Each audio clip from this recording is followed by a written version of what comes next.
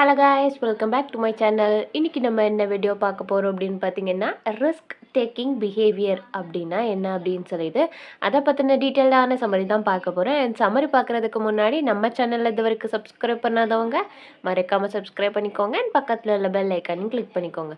First of all ரிஸ்க்னா என்ன? Risk அப்படின்னா ஏதாவது ஒரு விஷயத்தில் ஆபத்து இருக்கலாம், அல்லது ஒரு டேஞ்சர் ஸோனாக கூட இருக்கலாம்.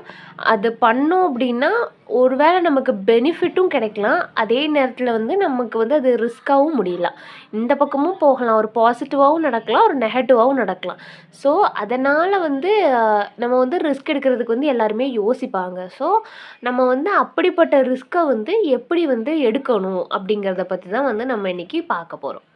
பார்த்தீங்க அப்படின்னா, ரிஸ்க்கெல்லாம் நமக்கு ரஸ்க்கு சாப்பிட்ற மாதிரி அப்படி சொல்லுவாங்க இல்லையா?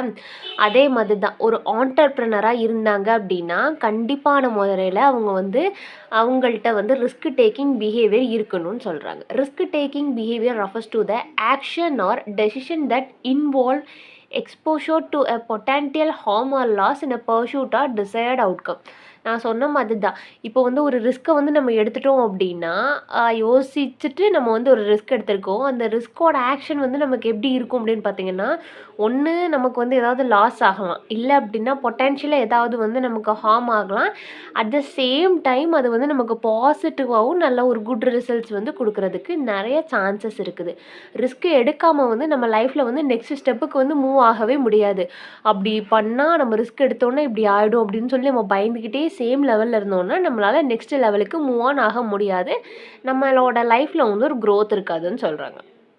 These behaviour can occur in a various context including personal, financial, social or professional situation. ரிஸ்க்கை நம்ம நிறைய இடங்களில் எடுக்க வேண்டியிருக்கும். என்ன அப்படின்னு பார்த்தீங்கன்னா, நம்மளோட பர்சனல் லைஃப்லேயே ரிஸ்க் எடுக்க வேண்டியிருக்கும். அண்ட் ஃபினான்ஷியல்லி ஒருத்தங்க இப்போது எக்ஸாம்பிளுக்கு பார்த்தீங்க அப்படின்னா, ஏதாவது இப்போ ஸ்டாக் மார்க்கெட்லலாம் இன்வெஸ்ட் பண்ணுறவங்கலாம் ரிஸ்க்கு தான். மேபி இப்படி ஆகலாம், அப்படி ஆகலாம். ஒருத்தங்களுக்கு கடன் கொடுக்குறாங்க அப்படின்னா அவங்க திருப்பி தருவாங்களா மாட்டாங்களாங்கிறது தெரியாது. ஒரு நம்பிக்கையின் பேரில் ஒரு ரிஸ்க்குனால தான் கொடுக்குறாங்க. நெக்ஸ்ட்டு பார்த்திங்க அப்படின்னா சோஷியல் ரிஸ்க்கெல்லாம் இருக்குது.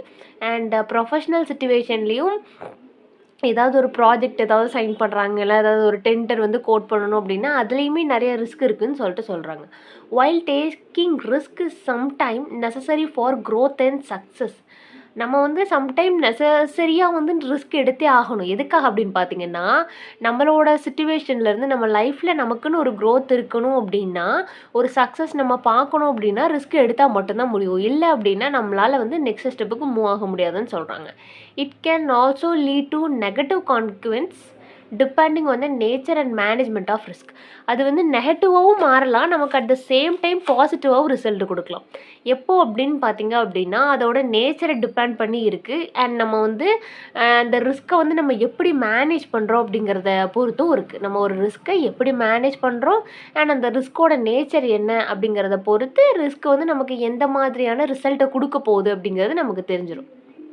ரிஸ்கில் பார்த்தீங்க அப்படின்னா நிறைய டைப்ஸ் இருக்குது. என்ன அப்படின்னா physical risk, social risk and financial risk, emotional risk, professional risk அப்படின்னு சொல்லிட்டு ஒரு 5 டைப் சொல்கிறாங்க. இதெல்லாம் ஒரு காமன் டைப்.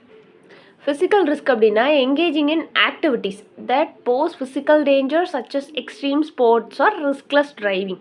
இப்போ ஃபிசிக்கல் ரிஸ்க்குமே இருக்கும். என்னென்னு பார்த்தீங்கன்னா, ஏதாவது ஸ்போர்ட்ஸ்லலாம் பார்த்தீங்க அப்படின்னா அடிப்படலாம், அடிப்படாமலும் போகலாம். அதுக்கு நம்ம விளையாடாமல் இருக்க முடியுமா? ஸோ அடிபட்டுரும் அப்படின்னா நம்ம விளையாடாமல், அடிபட்டுருங்கிற தாட்னால் விளையாடாமல் இருந்தோம் அப்படின்னா நம்மளால் அந்த கேமை கற்றுக்க முடியாது. ஸோ அதுலேருந்து நமக்கு எதுவுமே கிடைக்காது. நெக்ஸ்ட்டு பார்த்திங்க அப்படின்னா ஸ்போர்ட்ஸு சொல்கிறாங்க. அப்புறம் இந்த டிரைவிங் எல்லாம் சொல்கிறாங்க அப்படின்னா மேபி இப்போ நம்ம ரோட்டில் நார்மலாகவே எடுத்துக்கோங்களேன். இப்போ நம்ம ட்ரைவ் பண்ணி போயிட்டுருக்கோம். சப்போஸ் யாராவது நமக்கு இடித்து ஒரு ஆக்சிடெண்ட் கூட நடக்கலாம். அதுக்குன்னு நம்ம யாருமே பைக்கை ஓட்டாமையோ இல்லை கார் டிரைவ் பண்ணாமையோ இருக்க முடியுமா? ஸோ நம்ம சில விஷயங்களுக்கு ரிஸ்க் எடுத்தால் தான் நம்மளால் நெக்ஸ்ட் ஸ்டெப்புக்கு போக முடியும். அதுதான் ஃபிசிக்கல் ரிஸ்க்குன்னு சொல்கிறாங்க. இதிலெல்லாம் ஏதாவது நமக்கு நெகட்டிவாக நடந்தது அப்படின்னா நம்ம ஃபிசிக்கலி என்ன ஆகும்? ஃபிசிக்கல் ரிஸ்கில் நம்ம ஃபிசிக்கலி அஃபெக்ட் ஆகும். உடல் ரீதியாக ரொம்ப பாதிக்கப்படுவோம். ஸோ அதை ஃபிசிக்கல் ரிஸ்க்குன்னு சொல்கிறாங்க. சோஷியல் ரிஸ்க்குன்னு எதை சொல்கிறாங்கன்னு பார்த்தீங்கன்னா, action that good impact social relationship like expressing controversial opinion or confronting someone in authority.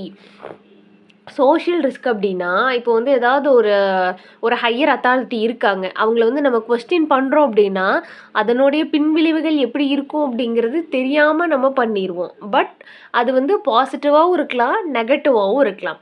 ஒரு கான்ட்ரோவர்ஷியலான ஒப்பீனியன வந்து ஒரு சொசைட்டில சொல்லும்போதோ, இல்லன்னா ஒரு பப்ளிக்ல சொல்லும்போதோ, அதில வந்து நெறைய ரிஸ்க் இருக்குது அப்படின்னு சொல்லிட்டு சொல்றாங்க. Next financial risk. Financial risk அப்டின்னா அதுதான் இன்வெஸ்ட்மெண்ட் எதுலயா ஒண்ணுல இன்வெஸ்ட் பண்ண போறோம்னா, அது வந்து நமக்கு லாஸும் குடுக்கலாம், ப்ராஃபிட்டும் குடுக்கலாம். அதாவது வந்து சப்போஸ் லாஸ் ஆயிரும்னு சொல்லிட்டு நம்ம இன்வெஸ்ட் பண்ணாம இருந்தோம் அப்டின்னா, இப்போ எக்ஸாம்பிளுக்கு நம்மகிட்ட ஒரு ₹100 இருக்கு அப்டின்னா, நம்ம எதுலயாவது இன்வெஸ்ட் பண்ணா அது 1000ஆ மாறும்.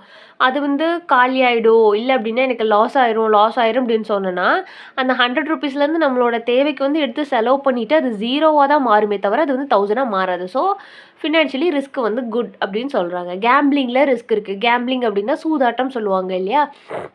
கேம்பிளிங் எல்லாமே ஒரு ஃபவுலான விஷயம் அப்படின்னு தெரிஞ்சுமே, இன்னும் வரைக்கும் நெறைய பேர் வந்து கேம்பிளிங்ல அடிக்ட்டா இருக்கிறவங்க இருக்கிறாங்க.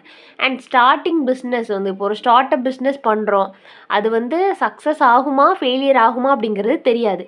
பண்ணி பார்த்தா தான் தெரியும். அந்த பிசினஸ்க்குள்ள இறங்கி போனா தான், அதில உள்ள ப்ளஸ் அண்ட் மைனஸ் தெரியும். ஸோ, நமக்கு வந்து அதில என்னென்னலாம் ரிஸ்க் இருக்கு, நம்ம எதில மணிய போட்டு எதில நம்ம மணி எடுக்கலாம் அப்படின்னு சொல்லிட்டு நம்ம அது உள்ள இறங்குனா தான் தெரியும். ஃபினான்ஷியலி ரிஸ்க் வந்து குட்டாவும் முடியல. அதே டைம்ல வந்து ஒரு பயங்கரமான லாஸ கூட நமக்கு தரலாம். 2க்குமே நம்ம வந்து ஓகேவா இருக்கணும். அப்புறம் பார்த்தீங்கன்னா, emotional risk. Sharing personal feelings, pursuing romantic relationship or stepping out of comfort zone. இப்போ ஒரு எமோஷனல் ரிஸ்க் அப்படின்னா, எல்லாத்துக்குமே எமோஷ்னலா வந்து யாரையாவது ஒருத்தங்கள டிபெண்ட் பண்ணியே இருக்கிறது. இவங்க இல்லன்னா நான் இல்ல. இவங்க இல்லாம நான் இங்க போமாட்டேன், அங்க போமாட்டேன், அத பண்ண மாட்டேன், இத பண்ண மாட்டேன் அப்படின்னு சொல்லிட்டு, நம்மளோட ஃபீலிங்ஸ் அண்ட் ரொமான்டிக் ரிலேஷன்ஷிப் எல்லாத்தையுமே நம்ம டிபெண்ட் பண்ணி இருப்போம். அப்போ அவங்க இல்ல அப்படின்னா, நம்ம லைஃப்ல வந்து அவங்க இல்ல. இப்போ வந்து ஒரு ரிலேஷன்ஷிப்ல எக்ஸாம்பிளுக்கு ஒரு ரிலேஷன்ஷிப்ல இருந்து பிரேக் அவுட் ஆயிடுச்சு. இப்போலாம் பார்த்தீங்க அப்படின்னா, சினிமா ஃபீல்ட்ல ட்ரெண்டிங்காவே போயிட்டுருக்கு. என்ன அப்படின்னா, மேரேஜ் பண்ணி டிவோர்ஸ். எத்தன வருஷம் இப்போ ஒரு 20 இயர்ஸ் ஆனவங்களும் இருக்கிறாங்க. 10 இயர்ஸ், 15 இயர்ஸ் மோர் தென் 30 இயர்ஸ் ஆனவங்க கூட டிவோர்ஸ் பண்றாங்க. இப்போ வந்து டிவோர்ஸ் பண்றது வந்து ஒரு ட்ரெண்டிங்ல இருக்கு. அப்போ இத்தன வருஷமா அவங்க வந்து டெய்லி டெய்லி அவங்கள டிபெண்ட் பண்ணி இருப்பாங்க. அந்த 2 பேருமே வந்து மியூச்சுவலா வந்து பிரிவாங்க அப்படின்னு கேட்டிங்கன்னா, நோ. யாராவது ஒரு ஆள் வந்து எக்ஸ்ட்ராவா அவங்க மேல எமோஷனலா டிபெண்ட் ஆகி இருப்பாங்க. ஸோ, அவங்களுக்கு வந்து அந்த இடத்துல வந்து எமோஷனல் ரிஸ்க்கா இருக்கும். அவங்க இல்லாம வந்து நம்ம வாழ்க்கை நெக்ஸ்ட்டு என்ன ஆக போகுதோ, அவங்க இல்லாம நம்ம இருந்துருவோமா? டெய்லி காலையில வந்து குட் மார்னிங் சொல்லுவோம். அண்ட் சாப்பிட்டீங்களா? வச்சீங்களா? அப்படின்னு சொல்லி கேட்ட ஜீவன் நாளைக்கு நம்ம கூட இல்ல அப்படிங்கிறது ஒரு எமோஷனல் ரிஸ்க். அப்படி யாருமே இல்லனாலும் நம்ம வந்து சோலோவா சர்வை பண்ண கத்துக்கணும் அப்படின்னு சொல்லிட்டு சொல்றாங்க. அததான் வந்து எமோஷனல் ரிஸ்க்குக்கு கீழ வரும். தென் வந்து ப்ரொஃபஷனல் ரிஸ்க். ப்ரொஃபஷனல் ரிஸ்க் அப்படின்னா என்ன அப்படின்னு பார்த்தீங்கன்னா, changing career, taking or challenges project or advocating for sanctioned work. ப்ரொஃபஷ்னல்ல வந்து ரிஸ்க் வந்து கண்டிப்பான முறையில நம்ம எடுக்கணும். எடுத்தோம்னா தான் நம்மளோட கெரியர் வந்து சேஞ்ச் ஆகும். ஏதாவது ஒரு சேலஞ்சிங்கான ப்ராஜெக்ட்டையோ, நம்ம டெண்டரையோ எடுத்து செய்யும்போது, அதில ரிஸ்க் இருக்குன்னு தெரியும். அதில வந்து மேபி லாஸ் கூட ஆகலாம். பட் ப்ராஃபிட் கிடைச்சா புரியுதா உங்களுக்கு? 2க்குமே லாஸாவும் ஆகலாம். நம்ம ஏன் அத லாஸாக விடணும்? அத வந்து நல்லா தெரிஞ்சுக்கிட்டு, அத வந்து நம்ம லாஸ்ல இருந்து நம்ம ஒரு ப்ராஃபிட்டபிளா யோசிச்சோம் அப்படின்னா, கண்டிப்பான முறையில நமக்கு வந்து அதில வந்து ஒரு கெயின் தான் கிடைக்குமே தவிர, நம்ம வந்து லாஸ் ஆக மாட்டோம். ஸோ, ப்ரொஃபஷனல் ரிஸ்க்கும் வந்து கண்டிப்பான முறையில எடுக்கலான்னு சொல்றாங்க. Next factors influencing risk taking. Risk டேக்கிங்க வந்து இன்ஃப்ளூயன்ஸ் பண்ணுறது என்னன்னு பார்த்தீங்கன்னா, personality. Traits like impulsivity, sensation can openness to experience increase risk taking. சிலரோட பர்சனாலிட்டியிலே வந்து என்ன பண்ணுவாங்க அப்படின்னு பார்த்தீங்கன்னா, ரிஸ்க்லாம் எடுக்கலாம்ப்பா அப்படின்னு சொல்லிட்டு சிலரோட பர்சனாலிட்டி அப்படி இருக்கும். நம்ம ரிஸ்க் எடுத்தா தானே லைஃப்பில் முன்னேறி வர முடியும் அப்படின்னு சொல்லிட்டு இருக்கிற பர்சனாலிட்டி. அண்ட் நம்ம பர்சனாலிட்டி எதுக்கு இருக்கணும் அண்ட் ஏஜ் தேவை. என்னென்னா, adolescents and young adult tend to engage in higher level of risk taking due to brain development, peer influence. இப்போ ஒரு ஏஜ்லேயும் வந்து நம்ம வந்து நிறைய இன்ஃப்ளூயன்ஸ் ஆகும் டேக் பண்ணுறதுக்கு. பர்சனாலிட்டியாக ரிஸ்க் எடுக்கிறது வந்து வேற. அங்கே தானே அதை பார்த்துக்கலாம், இங்கே போயிடலாம். இப்போ வந்து நிறைய பேர் வந்து கடலெல்லாம் தண்ணியிலலாம் குளிக்கிறாங்க அப்படின்னா, அதில் ரிஸ்க் இருக்கும் அப்படின்னு சொல்லிட்டு தெரியும். மேபி நம்ம முங்கி இறந்து கூட போகலாம். ஆனால் வா பார்த்துக்கலாம் அப்படின்னு சொல்லிட்டு போயிட்டு அப்படியே ஒரேடியாக போனவங்க நிறைய பேர் இருக்கிறாங்க.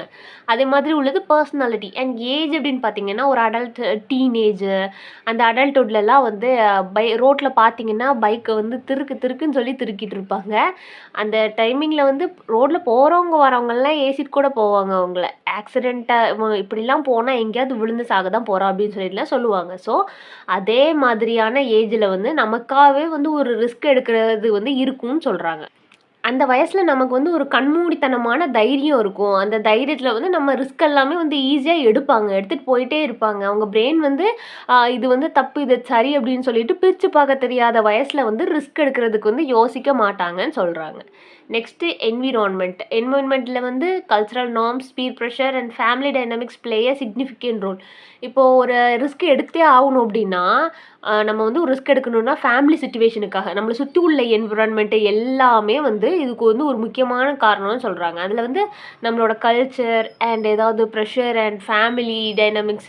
இப்போ வந்து மேரேஜ் பண்ணுறதே ஒரு பெரிய ரிஸ்க்கு. ஆனால் வந்து எல்லோரும் பண்ணி தான் ஆகணும். அதே போல் தான் வந்து இந்த கல்ச்சர், சுற்றி உள்ளவங்க ப்ரெஷர் அண்ட் ஃபேமிலி சிச்சுவேஷன் எல்லாமே வந்து இந்த என்விரான்மெண்ட் கீழே வந்து வரும். இவங்க எல்லாமே வந்து ஒரு இன்ஃப்ளூயன்சிங், ரிஸ்க் எடுக்கிறதுக்கான இன்ஃப்ளூயன்சிங் சொல்கிறாங்க. அப்புறம் பார்த்தீங்கன்னா cognitive factor, risk perception, decision making skill and understanding of consequence. ஒரு ரிஸ்க் எடுக்கிறது தப்பு இல்லை, ஆனால் அந்த ரிஸ்கில் வந்து என்னென்னலாம் இருக்குது அப்படின்னு சொல்லிட்டு அந்த ரிஸ்க் எடுத்ததுக்கப்புறம் வந்து நம்ம ஸ்மார்ட்டாக ஒரு டெசிஷன் எடுக்கிறதுக்கான டெசிஷன் மேக்கிங் ஸ்கில்ஸ் வேணும். அண்ட் நான் அதோட கான்சிக்வென்ஸை வந்து நமக்கு அண்டர்ஸ்டாண்ட் பண்ணுறதுக்கு வந்து புரிகிற தன்மை இருக்கணும். இப்போ வந்து ஒரு விஷயம் வந்து தப்புன்னு சொல்லுவாங்க. தப்புன்னு சொன்னால் அதை வந்து நம்ம நிஜமாவே அது தப்பாக இருந்தது அப்படின்னு எல்லாரும் சொல்கிறதையும் நம்ம கேட்க தேவையில்ல. நிஜமா ஒரு விஷயம் தப்பு அப்படின்னா அது தப்பு, நம்ம பண்ணுறது தப்பு அப்படிங்கிறத நம்ம மைண்டில் வந்து நம்ம ஏற்றிக்கணும். இல்லை நீ சொல்லி நான் என்ன கேட்குறது அந்த மைண்ட் செட்டில் வந்து இருக்கக்கூடாது. நெக்ஸ்ட்டு பார்த்தீங்க அப்படின்னா பயாலஜிக்கல் இன்ஃப்ளூயன்சஸ்னால் என்ன அப்படின்னா hormonal changes such as increased dopamine level can driving a risk taking behaviour. இப்போ வந்து இந்த டோபமைன் லெவல்லாம் இன்க்ரீஸ் ஆச்சு, நிறைய ஹார்மோனல் சேஞ்சஸ்லாம் ஆச்சு அப்படின்னா நம்ம வந்து பயாலஜிக்கலாகவும் இன்ஃப்ளூயன்ஸ் ஆகும். ரிஸ்க் எடுக்கிறதுக்கு வந்து சில விஷயங்கள் வந்து நமக்கு தப்புன்னு தெரியும். இப்போது வந்து எக்ஸாம்பிளுக்கு என்ன சொல்லலாம்னா யாருக்கிட்டேயுமே சொல்ல முடியாத விஷயங்கள் அது தப்பில்லை. ஆனால் எல்லார்கிட்டேருந்து மறைச்சு நம்ம பண்ணுற விஷயங்கள் வந்து தப்பு அப்படின்னு சொல்லி நமக்கு தெரியும். ஆனால் அது தப்புன்னு தெரிஞ்சுமே நம்ம பண்ணுவோம். அதுதான் வந்து நம்ம hormonal changes and dopamine level increase ஆகிறது எல்லாமே சொல்கிறாங்க. அப்படிலாம் நடக்கிறச்ச வந்து ரிஸ்க்கை வந்து நம்ம எடுப்போம், ரிஸ்க் டேக்கிங் பிஹேவியர் வந்து இருக்கும் அப்படிங்கிறதெல்லாம் பயாலஜிக்கல் இன்ஃப்ளூயன்ஸு கீழே வந்து சொல்கிறாங்க. இதெல்லாமே ஃபேக்டர் இன்ஃப்ளூயன்சிங் ரிஸ்க் டேக்கிங்னு சொல்கிறாங்க. நெக்ஸ்ட்டு பார்த்தீங்க அப்படின்னா and benefits of risk taking. Risk எடுத்தால் கண்டிப்பான முறையில் பெனிஃபிட் இருக்குன்னு பார்த்தோம்ல. என்ன பெனிஃபிட்ஸ்லாம் இருக்கும்? அந்த பெனிஃபிட் வந்து ஃபிசிக்கலி இருக்கலாம், மென்டலி இருக்கலாம் அண்ட் ஃபினான்ஷியலி இருக்கலாம். அதே மாதிரி நிறைய பெனிஃபிட்ஸ் இருக்குது. Leads to personal growth and learning. நமக்கு வந்து பர்சனல் க்ரோத் இருக்கும். மேபி அது ஃபினான்ஷியல், ஃபிசிக்கல் அண்ட் எக்ஸட்ரா. நம்ம வந்து ஒரு ரிஸ்க் எடுக்கிறது மூலியமாக கண்டிப்பாக ஏதாவது ஒரு விஷயம் கற்றுப்போம். ஏன்னா நம்ம லைஃப்பில் ஒரு சேஃப் ஜோன்லேயே இருப்போம், பேம்பேர்டான சரௌண்டிங்கில் இருந்துட்டு ஃபஸ்ட்டு ஸ்டெப்பாக ஒரு ரிஸ்க் எடுத்து வைக்கிறோம் அப்படின்னா அதிலிருந்து நம்ம கற்றுக்கிட்ட பாடம் மாதிரி நம்ம எங்கேயுமே போய் கற்றுக்க முடியாது. ஸோ அந்தளவுக்கு வந்து நமக்கு ஒரு லேர்னிங் ஸ்கில்லை வந்து நமக்கு கொடுக்கும். Opens opportunity for success and innovation. ஒரு ரிஸ்க் எடுக்கலைன்னா நமக்கு வந்து நம்ம லைஃப்பில் ஒரு ஆப்பர்ச்சுனிட்டியே கிடைக்காது. ஆப்பர்ச்சுனிட்டிஸ் அதுவாக ஒன்று வரும், இல்லை அப்படின்னா நம்மளா க்ரியேட் பண்ணிக்கணும். இப்படி ஆப்பர்ச்சுனிட்டிஸ் இருந்தால் மட்டும்தான் லைஃப்பில் வந்து சக்ஸஸ் ஆக முடியும். ஸோ லைஃப்பில் வந்து கண்டிப்பான முறையில் நம்ம எல்லாருக்குமே என்ன ஆசை இருக்கும்னா நம்ம வந்து சக்ஸஸ் ஆகணும் அப்படிங்கிறது தான் ஆசை இருக்கும். அண்ட் நெக்ஸ்ட்டு பார்த்திங்க அப்படின்னா இனோவேஷன். யாருமே ரிஸ்க் எடுக்கலை அப்படின்னா புது புது விஷயங்கள்லாம் எப்படி வந்திருக்கும்?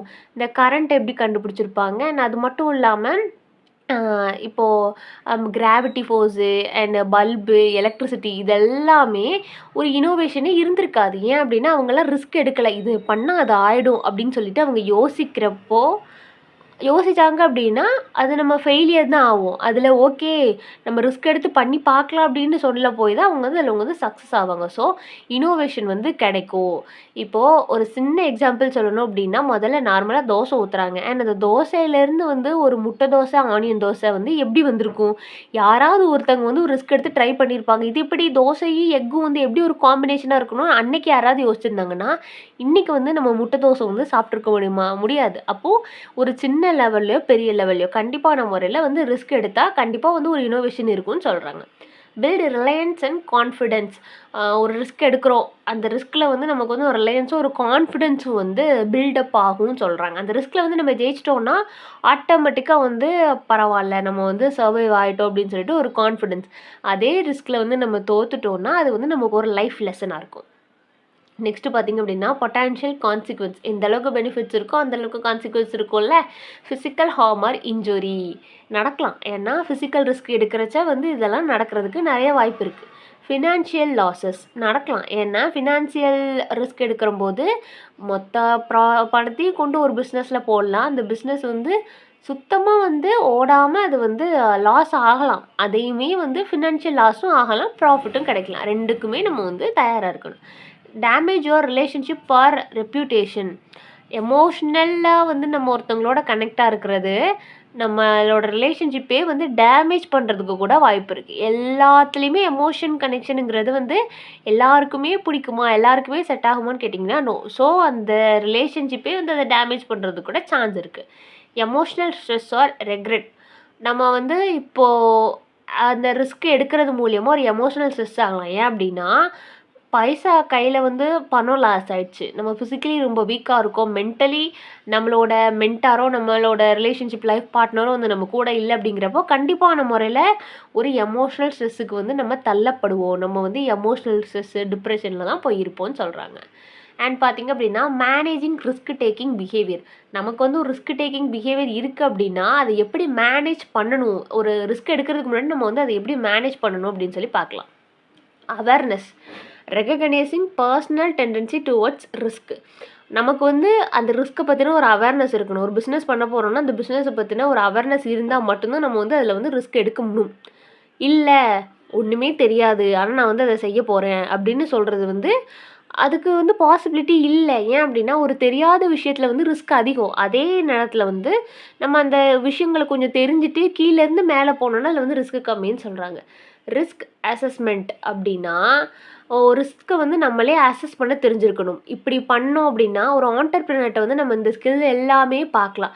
ஒரு ரிஸ்க் வந்து நம்ம இருக்குது அப்படின்னா அதோட வெயிட்டிங் பொட்டான்ஷியல், அதுலேருந்து வந்து நமக்கு என்ன ரிவார்ட் கிடைக்கும், நம்மளோட லாஸ் ஆனோம் அப்படின்னா அது எந்த அளவுக்கு வந்து நமக்கு கான்சிக்வன்ஸ் கொடுக்கும், எந்த அளவுக்கு லாஸ் ஆகும் அப்படின்னு சொல்லிட்டு ஒரு அசஸ்மெண்ட். இந்த ரிஸ்க்குனால நமக்கு என்ன அசஸ்மெண்ட் கிடைக்கும், போத் பாசிட்டிவ் அண்ட் நெகட்டிவ் வந்து நமக்கு அசஸ் பண்ண தெரிஞ்சிருக்குன்னு சொல்கிறாங்க.